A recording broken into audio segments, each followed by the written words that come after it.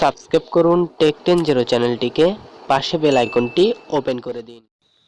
Hello friends, আসসালামু আলাইকুম। আরেকটা নতুন ভিডিওতে আপনাদের সবাইকে স্বাগতম। এই ভিডিওতে আমি আপনাদের দেখাবো যে আপনি যে ফেসবুকে ইমেজ আপলোড করেন বা আপনাদের হোম পেজে যে ইমেজগুলো আপলোড হয়ে থাকে, এই ইমেজগুলো কিন্তু প্রপারলি ভাবে অর্থাৎ ভিউ হয় না। ইমেজগুলো অনেক সময় ঘোলাটে টাইপের হয়ে যায় বা আমাদের যে পরিমাণ ইমেজ সাইজ, এই ইমেজ সাইজ কিন্তু আমাদের আপলোড করার পর আর থাকে না। ফেসবুক লাইট অ্যাপ্লিকেশনটিতেই সবচেয়ে বেশি এই সমস্যায় সম্মুখীন হই।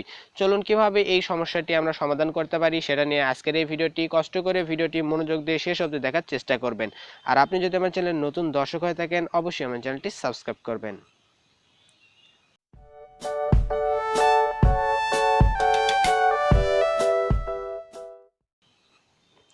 সো ফার্স্ট প্রথমে আমাদের ফেসবুক লাইট অ্যাপ্লিকেশনটিতে প্রবেশ করতে হবে। এখান থেকে থ্রি ডট আইকনে ক্লিক দেবো। ক্লিক দেওয়ার পর সেটিং অপশনে আমরা একটা ক্লিক দেবো। ক্লিক দেওয়ার পর এখান থেকে আপনি স্ক্রল ডাউন করলে দেখতে পারবেন ফটো কোয়ালিটি অপশনটিতে একটা ক্লিক দেবেন। অপশনটিতে ক্লিক দেওয়ার পর আপনাদের সামনে তিনটা অপশন শো হবে।